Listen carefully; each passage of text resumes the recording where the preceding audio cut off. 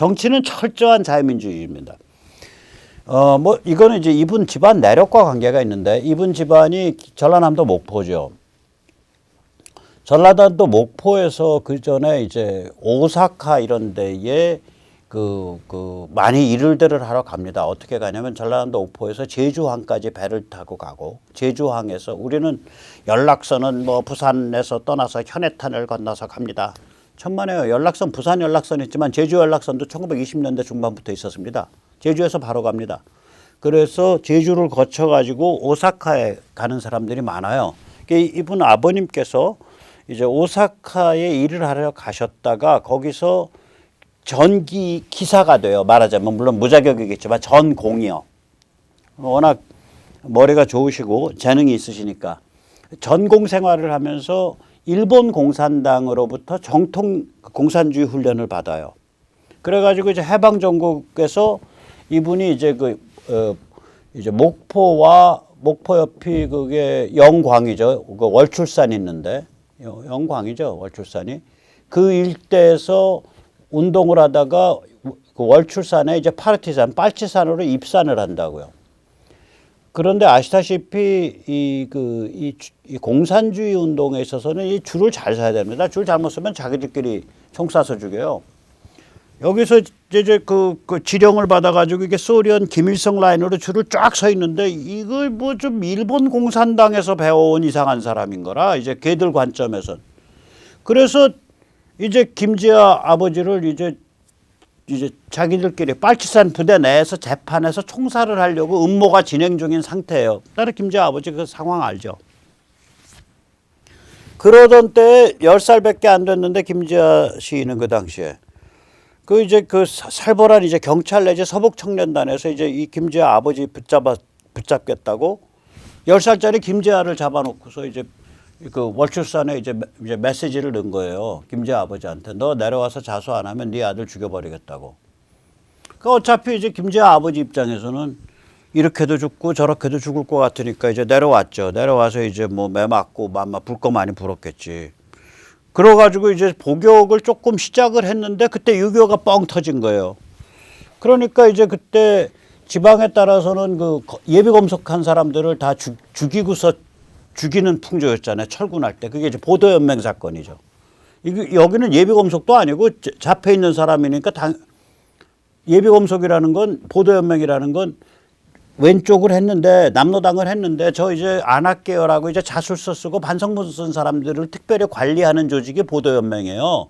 전쟁 터지니까 너 자술서 쓰고 반성문 쓴 건 쓴 거고 너 잠깐 들어와봐. 너 들어온 다음에 엮어가지고 죽였다고요. 그게 이제 보도연맹 사건이죠. 뭐 전쟁 때는 모든 일이 다 진행되니까 뭐 왼쪽이든 오른쪽이든 전 그거 가지고 특별히 뭐 끔찍한 일이지만 그것 때문에 6.25는 반도덕적이고 비인륜적이었습니다. 이런 얘기 저는 안 해요. 어쨌거나 그 이제 그 감옥에 들어있는 상태니까 이제 죽여야 될 거 아니에요. 그래가지고 첫사줄로 묶어가지고 이제 목포 부두를 끌고 가는 거예요. 이제 쭉 끌고 가는데 이제 혹시 건져서 쓸 만한 사람 없나 해갖고 이제 거기서 이제 경찰이 묻는 거라 이제 배 타고 가면 이제 철사줄로 묶어서 이제 앞에 바다에 던져버리는 거예요. 대천이나 목포는 그런 일 많았어요. 부안이나. 그래가지고 이제 부두에서 경찰이 물은 거죠. 야, 너 뭐 하던 놈이야, 엄마? 그러니까 이제 김지아 아버지가 저 전기 기사인데요. 너 어디서 이랬어, 임마? 이렇게. 오사카에서 배웠는데요. 너 그럼 발전기나 뭐 이런 거 전기 다 다룰 줄 알겠네. 그러죠. 너 나와.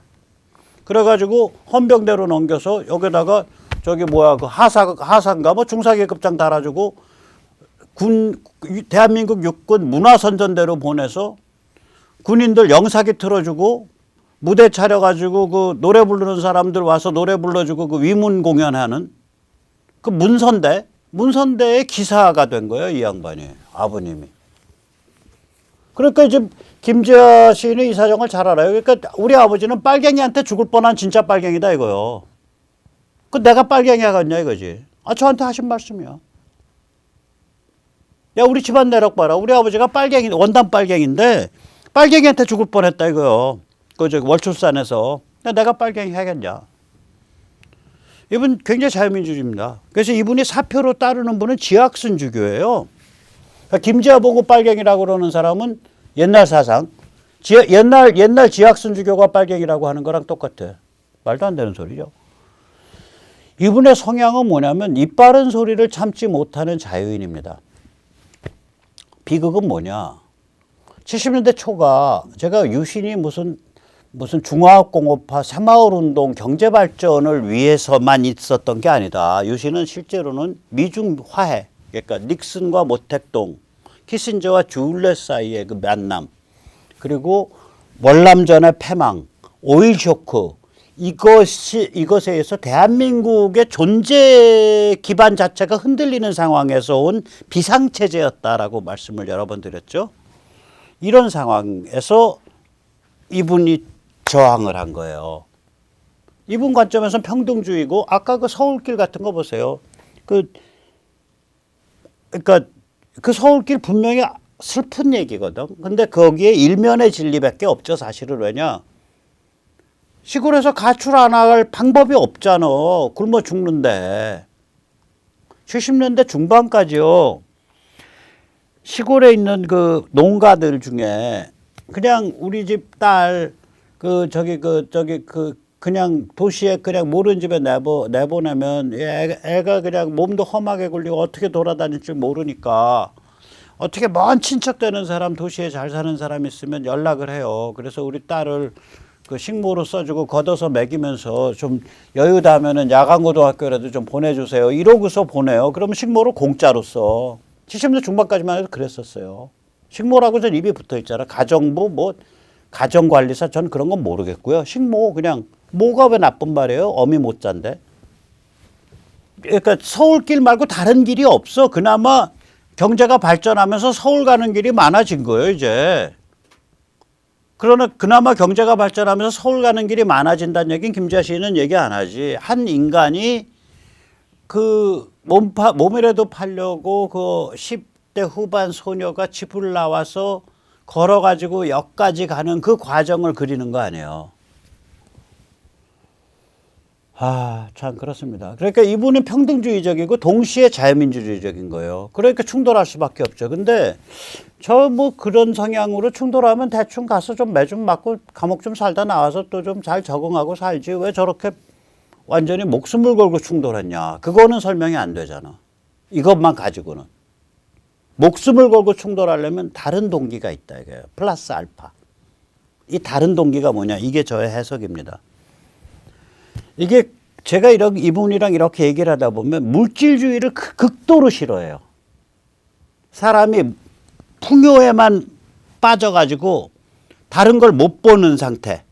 내 통장에 찍힌 돈, 내가 입는 옷, 나의 커리어, 나의 아파트 평수, 내가 타는 자동차 모델, 내 새끼의 학벌, 요거에만 빠져서 그것만 인생 보고 사는 그 상태, 그 물질주의, 그 머테리얼리즘, 그 스나비시 머테리얼리즘, 그 속물적 물질주의, 그거를 극도로 싫어하는 거예요. 그 사람이 망하는 길이다. 인간이 짐승이 되는 길이다라고 생각해, 이분이. 평소. 그러니까 이분 관점에서 보면 박정희 시대 때의 풍조는 물질주의 일변도로 가고 있는 거예요. 이분 관점에서 박 대통령 당신처럼 그렇게 잘 살아보세요, 잘 살아보세요, 잘 살아보세요만 하면 조금 지나면 잘 살면 다 돼, 잘 살면 다 돼, 잘 살면 다 돼 되는 거야. 그럼 한국인의 정신은 어떻게 되는데? 당신 어떻게 책임지려고 거기로 그렇게 일방적 물꼬를 트는 거야? 이거예요.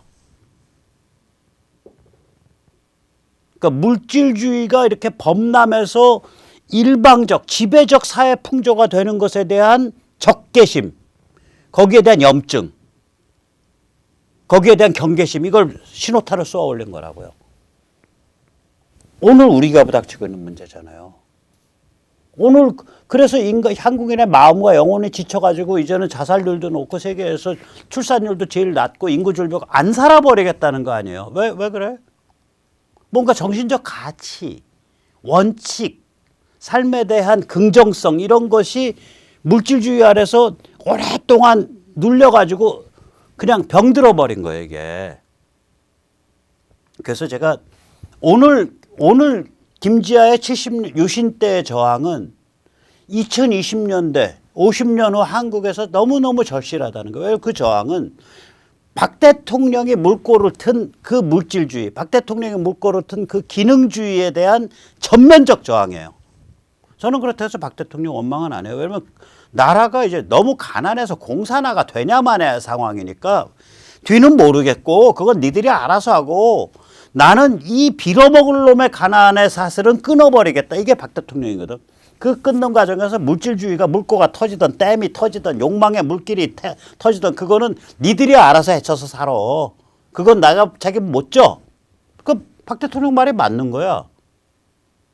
그런데 또 시인의 관점에서 보면 야 당신이 말이야 박정희 당신이 지금 그 댐 물꼬 트면 여기 다 쓸려 나가는 거야 하고 이제 튀어나오는 거죠. 이 시인은. 실제로 일어난 일은 박 대통령이 돌아가신 지 지금 40년이 넘었는데 우리가 그걸 수습을 못하고 더욱더 하루가 다르게 더 물질주의로 침몰해 가고 있고 드디어는 물질주의가 너무 팽배해져 갖고 이 한국인 전체가 더 살기 싫어. 내가 아이빌리그 못 가면 그런 애는 난 낳기 싫어. 이거 아니에요. 결혼 왜 안 해? 서울 시내에 30평 아파트 안 살 것 같으면은 결혼 안 할 거야. 이거잖아.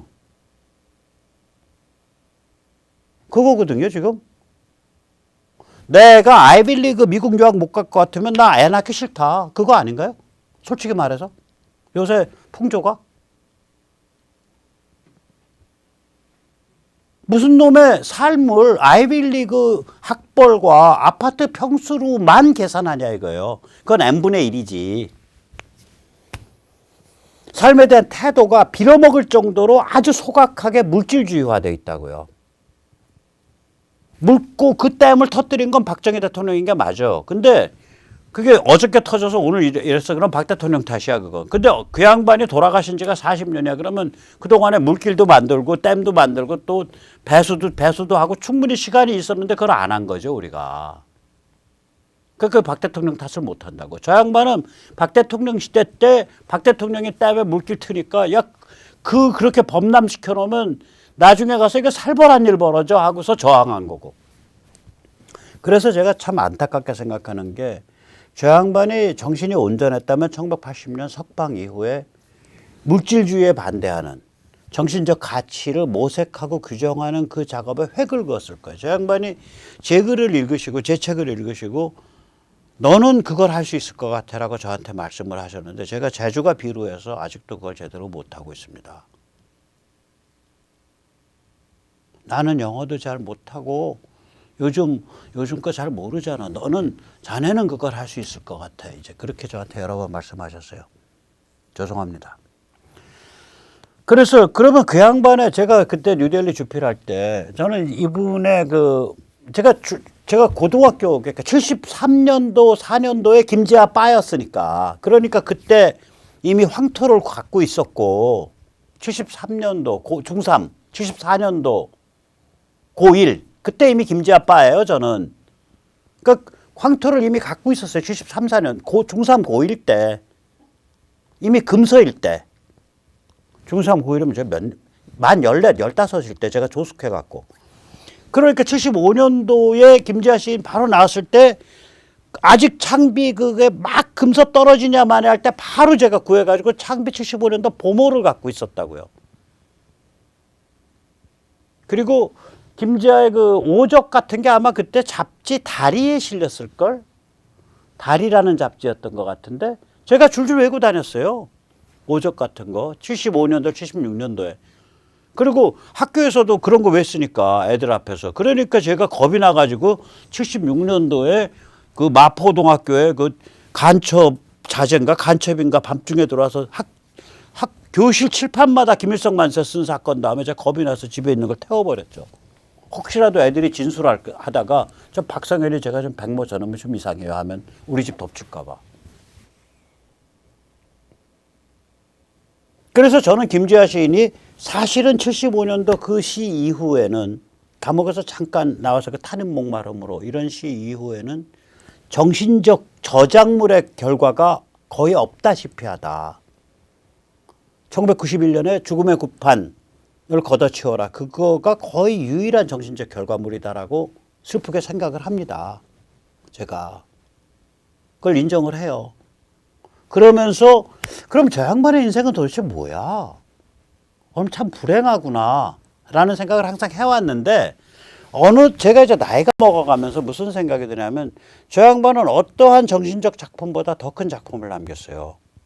저 양반이 이제 정신분열, 그러니까 조현병이 온 게 76년경쯤 된다고 제가 생각을 해요. 감옥 살다가 왔는데 이 조현병의 대부분은 피해망상입니다. 그러니까 제가 나를 죽일라 그래 이런 거죠. 제가 나를 음해하고 있어. 제 후배 하나는 조현병 앓다가 자살을 했어요. 자기 아버지가 경찰서 서장인데 이게 신군부 때예요. 전두환 대통령 때인데 얘가 이제 피해망상이 어떻게 오냐면 아버지가 나를 붙잡아서 이제 경찰서로 끌고 가서 고문을 하고 조서를 받을 거다라는 피해망상이 오는 거예요. 그러다가 언뜻 정신이 번쩍 들면은 이거 내가 병이구나. 우리 아버지 그럴 리가 없는데. 그러니까 우리 아버지 그럴 리 없는데 내가 병이구나. 그다음에 그 발작을 하면 우리 아버지가 나 죽일라 그러는구나. 둘을 왔다 갔다 하는 그게 너무 고통스러워서 자살을 해버렸어요. 제 후배는. 그게 82년도, 83년도에. 그러니까 이 조현병이라는 게 피해망상으로 온다고요. 근데 저 양반은 난 세상에 조현병 발작이 꽃비로 내리는 건 처음 봤어. 화엄의 세계로. 환상의 꽃비가 내리는 거야, 세상에. 이게 무슨 얘기냐. 이 조현병, 우울증 이런 거는 삶을 파괴하려고 그러고 삶에 대해서 원한을 갖게 만드는 그런 종류의 정신병이거든요. 저 양반의 평생은 70년대 중반 이후는 그 정신병의 그 악마적 정신병의 악마성에 대한 투쟁이에요.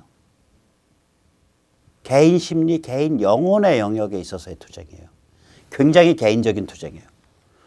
저는 저분처럼 지독한 정신병적 경향을 가지면서 그러한 삶에 대한 총체적 긍정, 삶에 대한 건강함, 삶에 대한 찬양, 이거를 유지한 분을 본 적이 없어요. 그러니까 91년도에 그 시리즈 자살 일어날 때 너희들은 시체랑 섹스하는 놈들이야, 자식들아. 시체팔이 장사 좀 그만해! 라고 굉장히 통찰력이 깊은 정상적인 길이 퍽 나오잖아요. 그 전날까지 정신병 상태고 그 다음도 정신병 상태인데. 나는 이런 환자를 본 적이 없어요.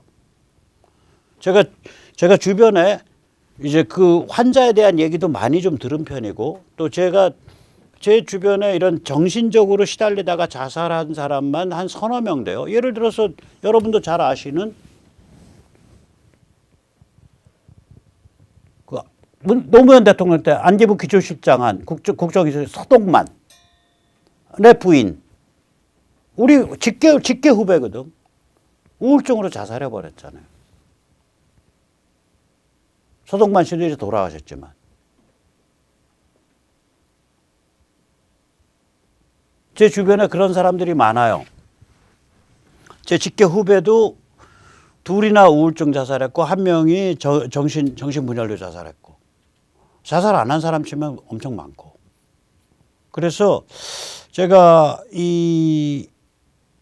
이런 병리적 케이스들을 많이 봤고 그걸 고민을 해서 나는 이 무서운 이 정신분열, 이 무서운 그러니까 조현병, 정신분열의 조현병이죠. 이 무서운 조현병과 이 무서운 우울증 때문에 70대 후반이 되도록 약을 한 움큼씩 드시는 양반이 어떻게 저렇게 따뜻하고 삶에 대해서 긍정적인 태도를 가질 수 있는가가 저는 그게 기적이라고 봐요. 그게 그분의 마지막 필생의 역작이고 그분의 가장 위대한 점이라고 봐요. 그분이 어떤 남들이 잘 이게 감동을 할 수 있는 지적 산물은 그러니까 유신 전에 이미 다 끝났고요. 그러니까 민청학년 전에. 민청학년 그 5, 6년 감옥 살 때 딸랑 75년도 봄 창비에 실린 제가 인정하는 지적 산물은 그 시 한 10수. 그 타는 목마름으로를 중심으로 한. 그 다음에 퍽 건너뛰는 거예요. 제가 인정할 수 있는 지적 산물이 없어. 심지어는 예수가 밥이다. 이거는 자기의 그 물질주의에 대한 반란을 포기하는 거잖아요. 먹는 게 구원이다는데 그 물질주의 정신적 가치를 가지고 이때까지 저항했던 사람이 갑자기 박정희 대통령의 관점 앞에 납작 엎드린 얘기거든. 그분 예수가 밥이다라는 그런 담시도 짓고 그랬어요. 밥이 예수단가. 그러니까 자기의 정신적 긴장을 못 유지한 거야. 심지어는 그 아팠을 때는. 그 아팠을 때 나온 거거든요. 그래서 횡설수설이 많아요. 아팠을 때는. 그래서 저는 다시 말할게요. 유신 이후로 1974년 유신 이후로 저분의 제가 인정하는 정신적 저작물은 딱 두 개밖에 없습니다. 두 덩어리밖에 없어요. 한 덩어리는 1975년도 보모 창비 보모에 실렸던 시 한 10수. 나머지 한 덩어리는 1991년에 조선일보에 실렸던 죽음의 구판을 걷어치우라는 장문의 에세이. 그 두 개 외에는 저는 저분의 정신적 저작물을 인정을 안 해요. 저분이 저한테 이런 원고 많이 보내주시고 이거 읽어서 책으로 엮어서 저는 그 한 번도 그러니까 건드린 적이 없어요. 그냥 제가 바빠서 못합니다 하고 또 돌려보내고 못 읽겠어 그냥. 그러니까 너무 마음이 아파 읽으면 쉽게 말하면. 저분의 천재성을 아니까 저 양반이 정신이 진짜 온전치 못해갖고 이런 거밖에 안 나오는구나. 마음이 아파서 읽을 수가 없어요. 읽을 수가. 제 입장에서. 출판은 더 말할 것도 없고. 저는 그분의 광팬이었으니까 지금부터 50년 전에. 중3 고1 때부터. 그래서 저는 그분이 74년 이후로는 거의 그 족적을 남기는 지적 결과물은 안 내놓으셨죠. 못 내놓으셨지. 아픈 사람인데 어떻게 내놓냐고. 그러나 그 무서운 정신병에 시달리는 상태에서 그 같은 통찰과 그 같은 삶에 대한 따뜻한 긍정적인 태도를 유지하는 그 자세. 그것이 그분 최고의 업적이라고 생각합니다. 오늘 김지아 시인의 그 조사 대신에 제가 엉터리 같은 얘기 좀 주워 섬겼습니다. 마지막으로 조전의 선거 참관인 부탁 말씀 올립니다. 지금 바로 신청해 주십시오. 세모풀닷컴에서 신청하시면 본인이 원하는 시간 장소 예를 들어서 뭐 5월 27일 사전 투표 서대문구 홍제 1동 사전 투표소 오전 타임 뭐 이렇게 자세히 정할 수 있고요. 그런 웹에 익숙치 못하신 분은 문자로 본인의 성함, 핸드폰 그 다음에 뭐 서대문구, 홍제 1동 이렇게 행정동까지 적어서 보내주시면 됩니다. 오늘 여기까지 김지아 시인에 대한 조사를 만들어 봤습니다. 감사합니다.